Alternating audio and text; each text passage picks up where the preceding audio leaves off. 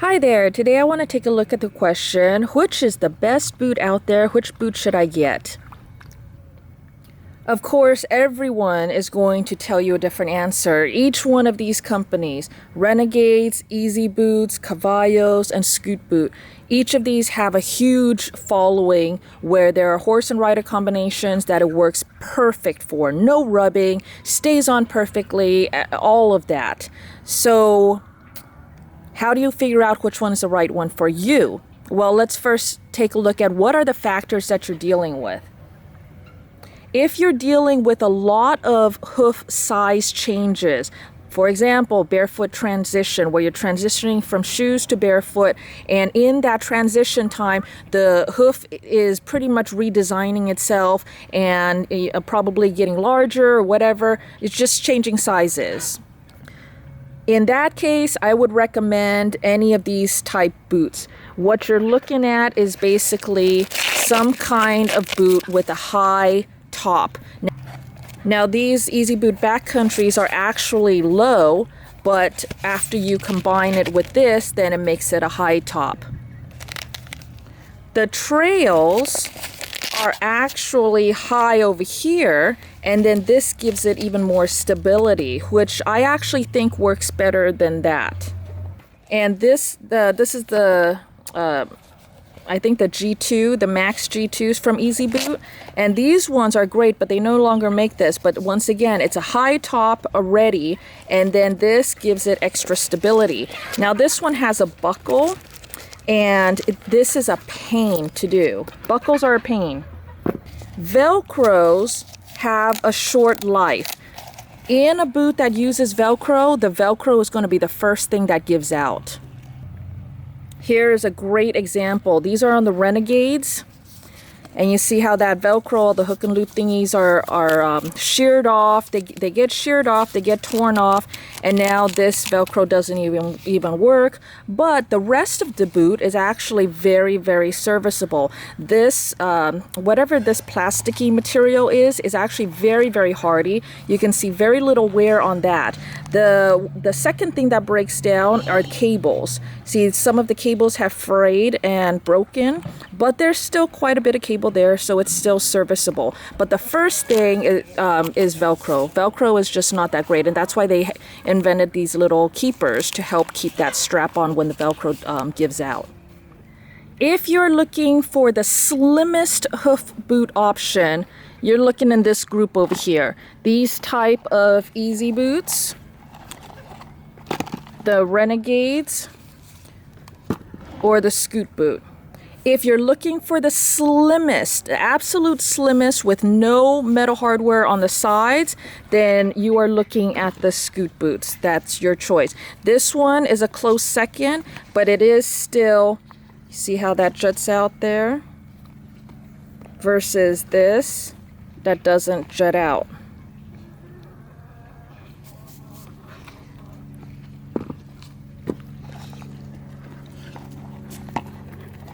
Also, this has metal hardware on the sides.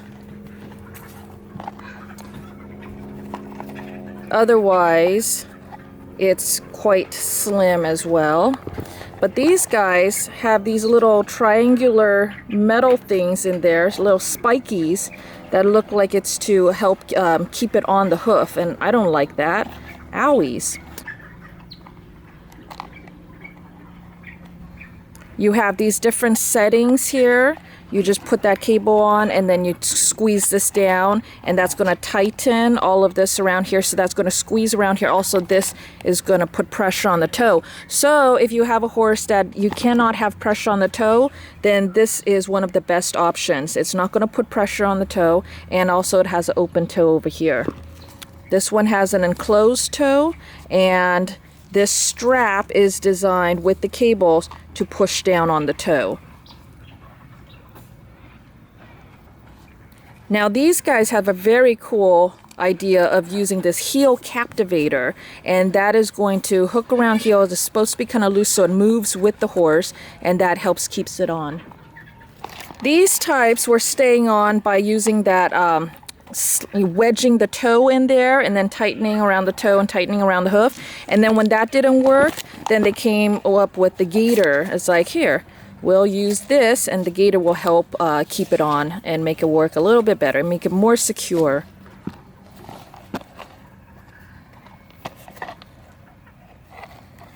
Another way that the scoot boot is different is that it actually takes advantage of the natural anatomy of the hoof with the heel bulbs and uses that to stabilize the hoof boot, help keep the boot on. High sides, heel bulbs sticking out over here that just kind of hug it. And then just overall flexibility, so it just flexes with the whole hoof.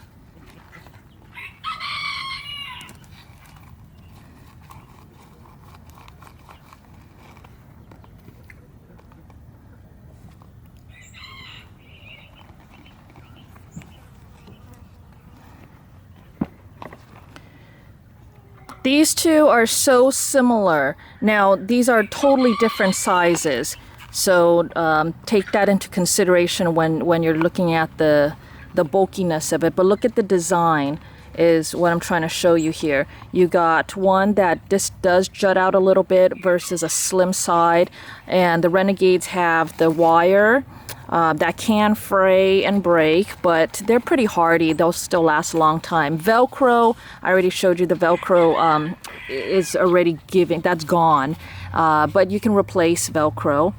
And versus this, it's simpler. This one has moving apart with the moving heel captivator that flexes and moves with the horse's hoof that some people really love. It does add some more bulk to the overall hoof than the scoot boots. Basically, for me, you'll see over and over again, I am a minimalist. I just want something simple, minimal. This one to me makes sense. It has the high sides. It's not squeezing on the hoof or anything. All it's basically doing is making a nice high heel that the hoof just sits in there, and then the little heel bulbs stick out here, and this hugs around, so that just helps give it an overall stability. And then because it's so lightweight and flexible, just hugs around the hoof, and that's how it stays on. But all of these other boots are great, and they do work for certain purposes. Basically, how a boot passes my test is I test it through all different kinds of terrain. We got sand, deep mud, and clay, and uphill, downhill, running flat out as fast as we can go, and for long distances. And that's my test. I have found, even with scoot boot, with the wrong fit scoot boot, he was testing a size that was one size too large, and that actually worked and passed all my tests. I was very surprised, very impressed, until we got to the last final stretch where we did a turbo boost run, and right there when we hit that turbo boost, that boot just flew right off. And so then he was like, oh, well, that's not a good boot, it just flew right off. No, that boot was one size too large. In that test, I was testing to see how tolerant the boot is on having the wrong size fit, because that's another thing to take into consideration when you are listening to people talk about hoof boots. They'll say things like, well, that one rubbed my horse, or that one just flies off and it doesn't stay on. Well, you have to look at why it didn't work. Was it the wrong size? Wrong size is one of the top reasons why a hoof boot fails, is because it was the wrong size. The second reason is because it's the wrong shape. There are hoofs that have higher heels, or like these. These ones only work if the hoof has low heels and prominent heel bulbs. If your horse doesn't have that, it's probably not going to work. All the other ones have the same little niches that they work best for. These type boots are the most forgiving. They don't care about the size as much. They don't care about the shape as much. And because it's just going to wrap around and just be nice and little over here. And that's how these ones work. These ones are the least forgiving on size. So the Renegades, they're the least forgiving on size and shape. These ones, the hoof has to fit in there just right in order for this type to stay on. So in conclusion, each one of these, Easyboot, Renegade, Cavallos, Scoot Boots, they are excellent in their own way. So you need to figure out what is the priority for you, what type of shape does your horse's hoof has, and you're going to have to look at if your horse's hoof is changing sizes. Those are the type of questions that's going to lead you to the right path of figuring out which boot is the right boot for you. Because otherwise you really can't go wrong with any of these boots. They're all great boots. So there you go. Hope that helps a bit. If there are any questions, go ahead and let me know in the comments below. Otherwise, thanks for watching.